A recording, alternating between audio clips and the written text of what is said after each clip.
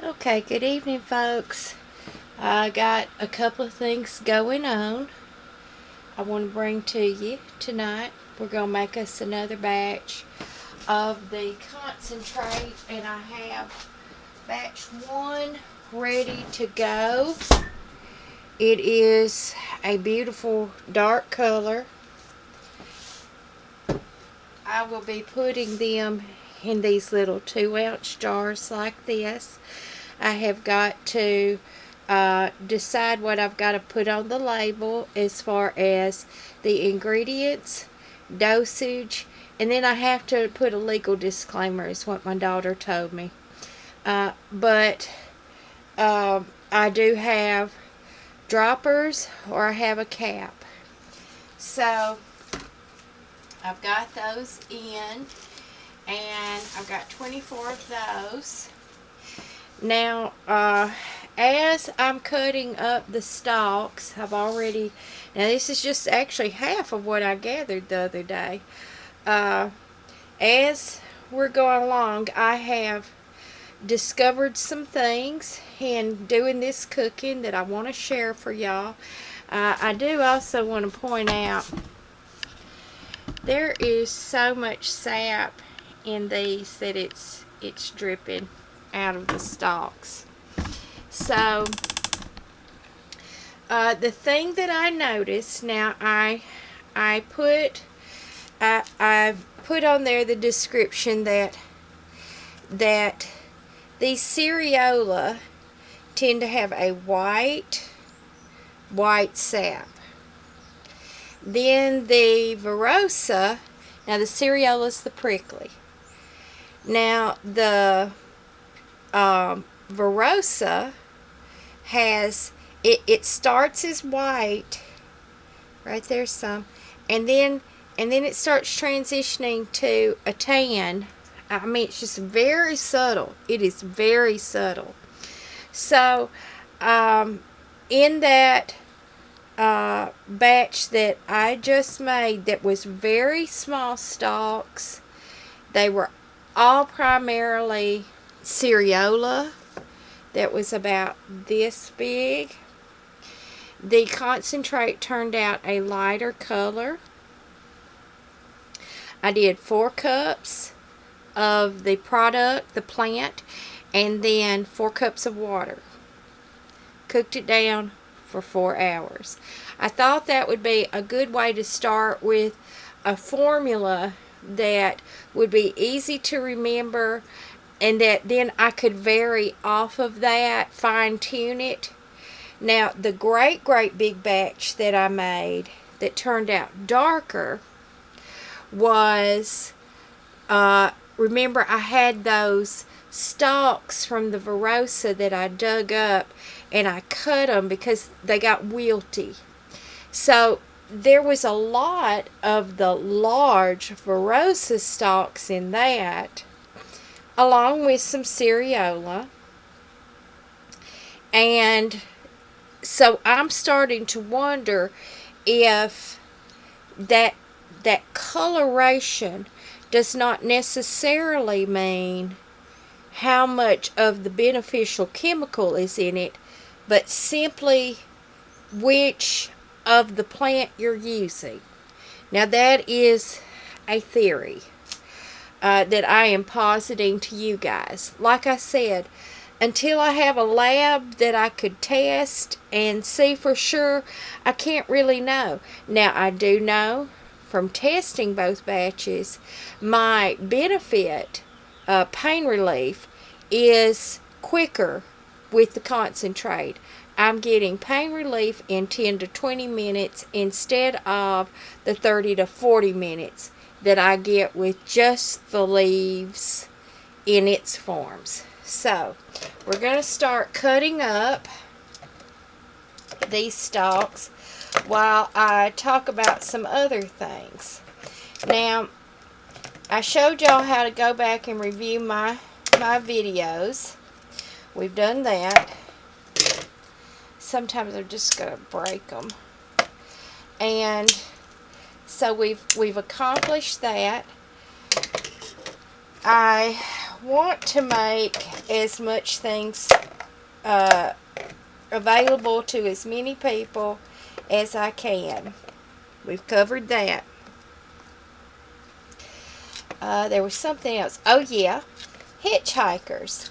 I had spoken in a couple of my videos, just in general, on foraging, that you needed to be careful of hitchhikers. And when I say that, I mean little spiders, little worms, little beetles, things like that, that tend to feed off of these plants or live on these plants. You know, these are theirs to use as well. But today I wanted to tell you I saw my first hitchhiker on the lactuca. It was just a little inchworm and he was just chilling. I have not seen any spiders on these. Like, I tend to find these little weird spiders on goldenrod. They're these little weird spiders. They're harmless, but they look weird, and they have these little tiny webs that they spin. And if one of them sneaks in a bunch, like that I bring into the house, I'll come in and there'll be a web all over my sink. I don't know why it's my sink. It may have something to do with the water, but that has happened to me. I've not had any other types of hitchhikers except for in the staghorn sumac berries. There are little worms. Ew. I don't want to ingest those, so I rinse those very good when I utilize those. And I don't know if y'all can see my hands. They're starting to turn brown and gooey from handling the stalks with all this thick resin in it, thick sap in it. I do also want to cover something that I didn't start my videos out like this. I just figured because of my strong regional dialect and my kind of quirky southern mama, southern aunt type personality, I guess you'd say, that I didn't think people from other areas would really be interested. So I never thought to add a translation, I guess you'd say. Sometimes when I say things, the translation into other areas is a different thing. And so I will try to be careful of that, but I do want y'all to know that some of the terms I use, and I do try to, especially with the plants, not use common terms, but I know that those are familiar terms in my area, that I do try to add that Latin name in there so that y'all can go in and do the research, because I really want to encourage y'all to do your own research. I want y'all to read about these plants, and I have not encountered, the only plant that I have any hesitation at all about using is pokeweed. And I've explained why, that it is a highly toxic plant. It is a dangerous plant to use. It can kill you. And that is why historically you have got to rinse it off. Now, people, goodness gracious me, when I say that to people who have lived off of it, they just get outright persnickety about it. They are outraged. But I would challenge them if I was the kind of person to challenge people, but I'm not. I tend to let people believe what they want to believe and then let them go on about their business. But people that live off of poke salad, now I can remember my mama sending us out to gather it, and we were instructed, to get smaller leaves, not the large leaves. We were instructed to pick it off of certain plants, like the ones that hadn't gotten too big. And as kids, you know, we weren't going to go up to the big poke salad plants anyway. But you tended to get a leaf that probably wasn't much bigger than my hand, maybe a little bit, because those were the tender ones. Well, the toxins are less in those. And so even when your grannies and meemaws and mamas and daddies were instructing y'all, they were actually instructing y'all to do it the healthy, safe way. And then, of course, a lot of kids didn't ever know how their mamas would rinse it and cook it and pour it off. And rinse it and cook it and pour it off. And there's a lot of people these days aren't even pouring off that first boil of water, and it can cause intestinal distress and headaches, all kinds of stuff, and it can kill you. Now, go segue just a minute back into our concentrate. Now, I have the virosa and I have the serriola. Now, what I'm going to go and do is sneeze. The ligustrum common boxwood is blooming outside my window. It smells wonderful, but it'll kill me eventually, I'm sure. The prickly lettuce and the non-prickly lettuce. Okay, I got this bowl out because it's 9 cups, and I'm still wanting to use an equal measure of stalks and water. So I'm going to do that, and I am not preheating my water on this batch because I wanted to do this from the very start. Almost every single time that I go to do one of these videos, I mess it up somehow, and y'all don't get to see it all the way through.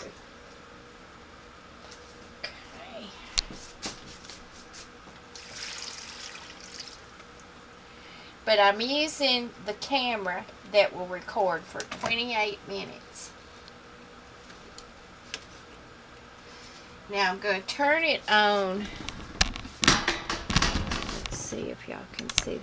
I'm going to turn it on medium heat just to start, because I just got the water out of the faucet. Now, I gotta wash all the sticky off my hands. Again, I appreciate all of y'all so much, the comments and stuff. I am not sure what the scheduling is going to be this week. I may not be able to respond as quickly or at all for a week or so. And I'm getting so many comments that there may be some that pile up and I don't get to them. Now that brings me to another thing, and then we're just gonna sit here, and I'm going to don't know where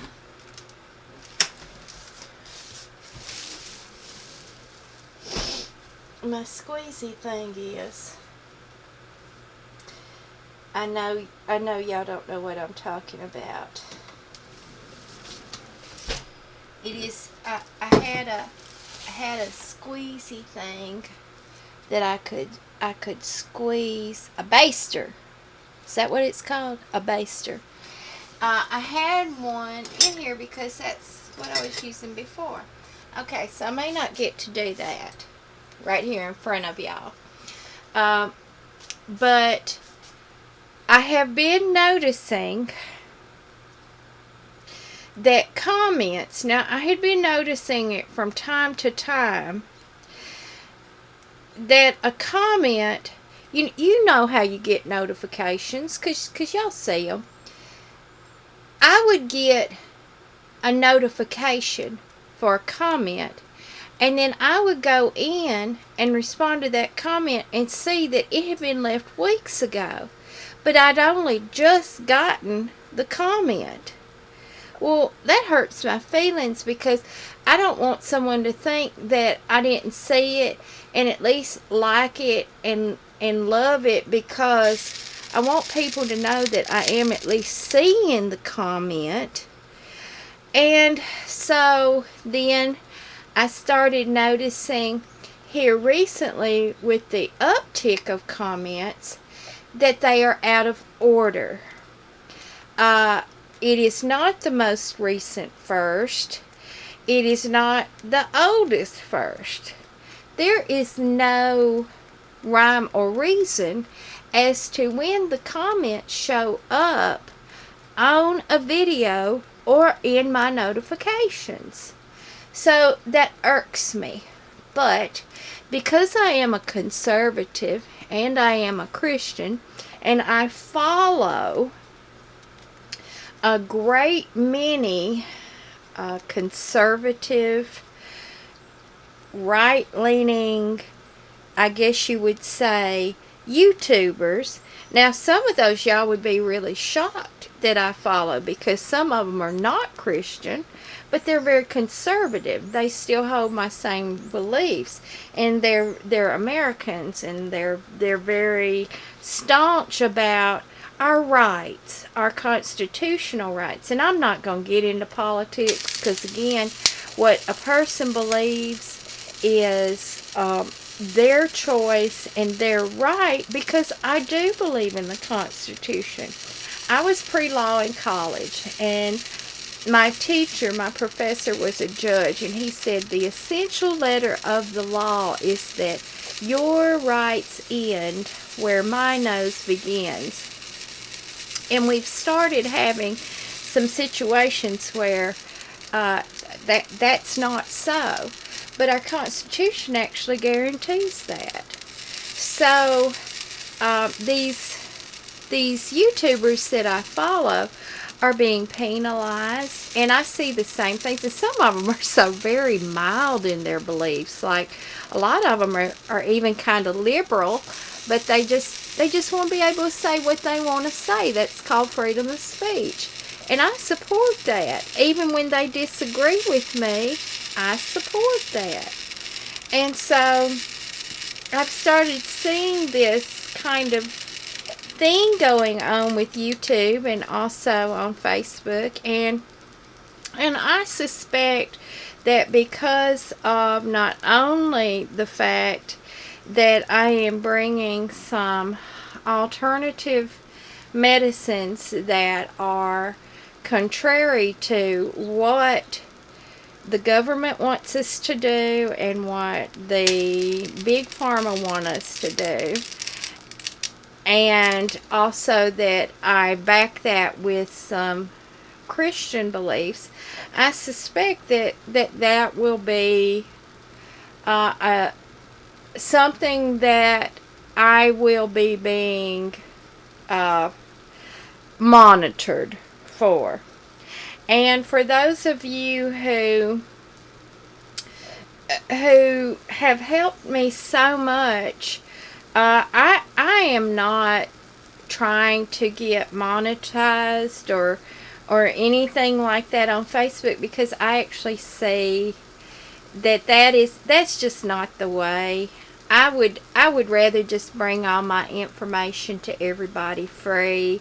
And if I can sell y'all some stuff and just cover a few little basic costs of my own, I appreciate that. And I'm not on here to make money. I do have a good job. It's the most money I've ever made in my whole adult life. So I'm quite, and I'm very independent. I own all my own things. They're not great things, but I own them all. I own my own vehicle. So I don't have any debt. So I don't worry about money. And all I wanted to do with selling y'all these things is to bring y'all some stuff and then just to basically cover my time and my costs to do it. That's all. So I'm going to end this and try to upload it when I use my actual camera. Not my camera on my phone, but my actual camera, my Fuji camera. I have to upload it on an old laptop. And I love my little old laptop. It's a netbook. It's tiny, tiny. And I have little bitty hands. And it's easy for me. It's lightweight. I can carry it around. But the port on the side is kind of screwy. And I try to clean the memory out, and it gets bogged down. So it gets very frustrating, and I make a lot of Marge Simpson noises. Kind of thing when I'm doing it. It usually takes me quite a while to upload it. So I did want to bring y'all this, and I did want to show y'all the leaves that I harvested off of just those stalks that I just did.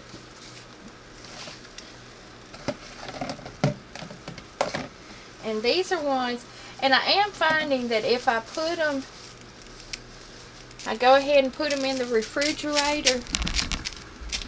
Look at those beautiful leaves, just the color of them. They're just beautiful. If I go ahead and put them in the refrigerator, they're just a little bit easier to pull off for some reason. But that milk sap still flows very heavily. So this is my only video today. I did nap quite a bit. I was tired from a lot of running around yesterday.